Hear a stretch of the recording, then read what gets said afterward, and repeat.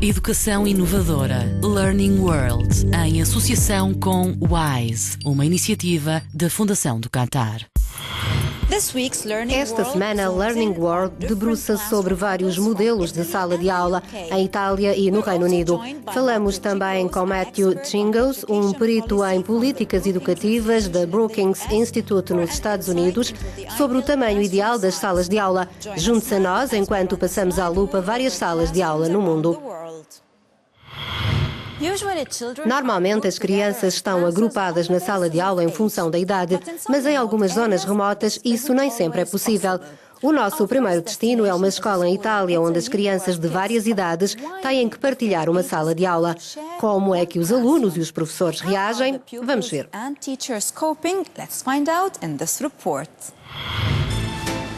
Estamos no Val de Monge, uma região montanhosa de Itália com apenas 500 habitantes. Todos os dias este autocarro recolhe as crianças da primária espalhadas por várias aldeias. Todas estudam na mesma sala de aula. Todas as manhãs vou a Lisio, recolho 2 crianças e levo-as a Viola.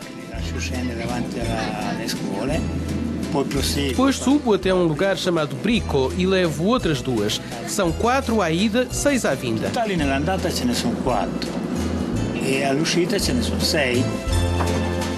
Há 2 anos, a falta de crianças e os problemas de transporte fizeram com que a única escola primária, em Viola, estivesse a ponto de fechar. Foi salva por um acordo entre os pais e as autoridades locais e, sobretudo, pela boa vontade do polícia que aceitou tornar-se condutor deste autocarro. A escola primária de Viola tem 5 turmas numa sala só e 2 professores. É uma situação forçada, mas para os professores e alunos é um desafio diário. 4, 5, 6, 7, 8, 9. O Giacomo e a Marina são do 2º ano. Este é o 3º ano, com Lorenzo e Alessia. E aqui está o 5º ano. Gerimos todos estes níveis sendo muito pacientes, estando sempre em movimento e fazendo com que todos trabalhem. Escolhemos temas que sejam bons para todos e tentamos pôr juntos o 4º e o 5º anos, às vezes o 3º, o 4º e o 5º.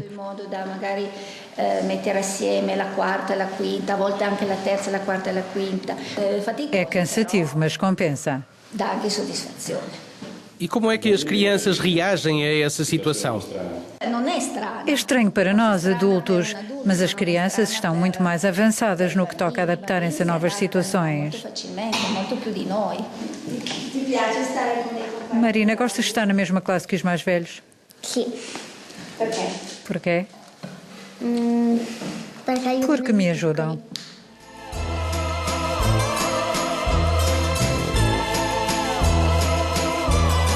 O maior despovoamento aconteceu nos anos 60, quando as pessoas começaram a mudar-se para as cidades industriais para trabalhar e deixaram as aldeias na montanha. A realidade numa escola de montanha é que há poucas crianças e as receitas são baixas, mas conseguimos manter esta sala de aula aberta porque as pessoas precisam de uma escola no sítio onde vivem. É um esforço da nossa parte para motivar as poucas pessoas que ficaram cá.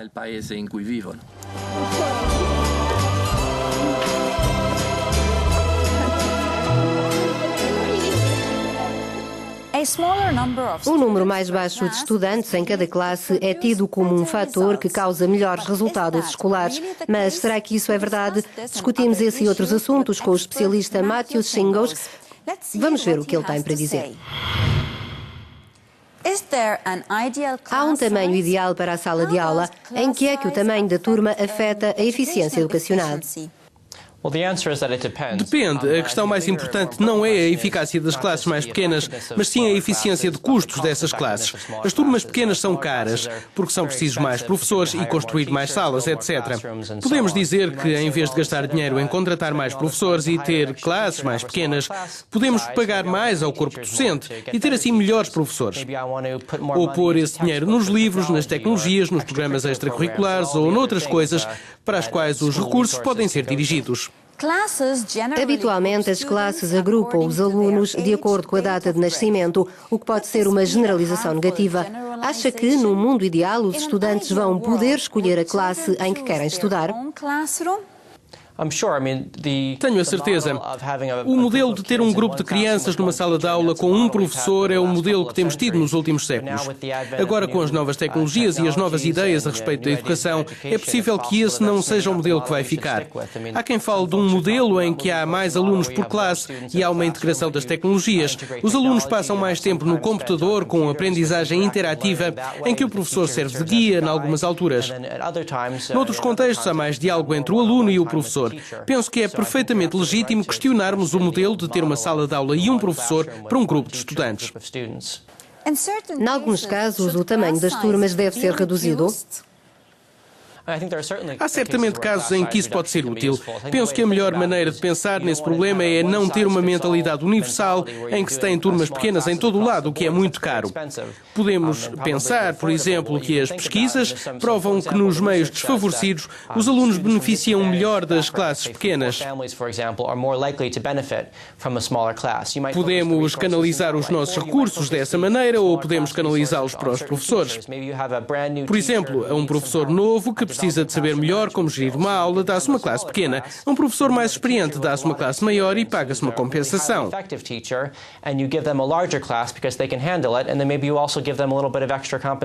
Há certamente benefícios, mas os benefícios variam de acordo com as circunstâncias e as decisões devem ser tomadas também de acordo com elas. Thank you, Mr. Chingos. Great, thank you.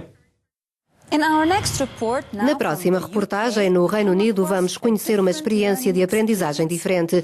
Numa escola em Norfolk, os professores trabalham com grupos em classes muito grandes. Será que isso melhora a qualidade da aprendizagem? Vamos ver. Há muitos anos que se diz que um pequeno número de estudantes na classe é sinónimo de uma melhor qualidade. Mas esta escola primária Norfolk usa o ensino cooperativo e encoraja o diálogo em salas de aula muito grandes para melhorar o ensino. Ensinar nesta escola é uma atividade aberta. Os 69 alunos da 4ª classe estão a ter aulas sentados no chão. Depois são divididos em 2 grupos, Unicorn e Phoenix. 2 professores dão a aula e são ajudados por 3 assistentes, um processo em que tanto os alunos como os professores aprendem.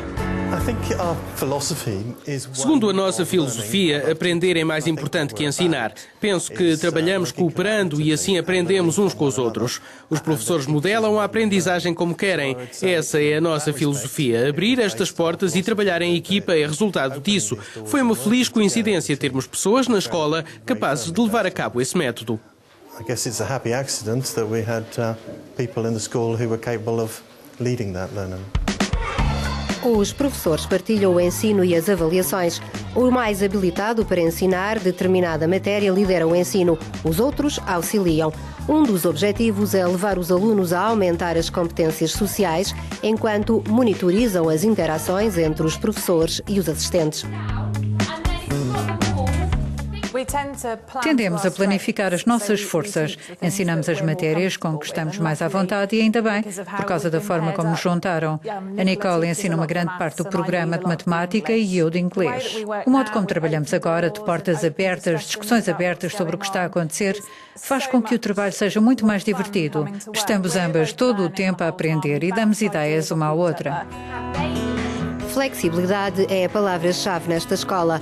Não só dá aos alunos um grande espaço partilhado, como dá a oportunidade de interagirem com mais pessoas. Aos professores é também pedida muita flexibilidade. A flexibilidade que temos aqui é termos 5 adultos e 3 ou mais espaços, dependendo da parte da escola em que estamos. Por isso, em qualquer altura, posso estar a liderar uma aula de matemática com todos os 70 alunos juntos, enquanto a minha parceira se ocupa de 15 ou 20, que podem ter faltado à aula do dia anterior. Ou porque precisam de mais explicações, pode trabalhar com eles na porta do lado sobre certas necessidades específicas.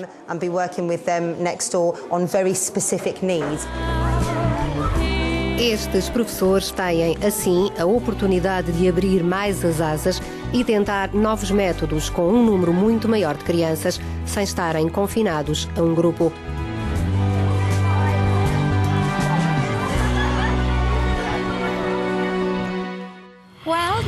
Partilhe as suas ideias sobre o que é para si uma classe ideal através do Facebook ou do Twitter. Diga-nos o que pensa. E não se esqueça que pode sempre visitar o site do Learning World para mais informações sobre o mundo da educação. Até ao próximo programa. Learning World, em associação com o WISE, uma iniciativa da Fundação do Qatar.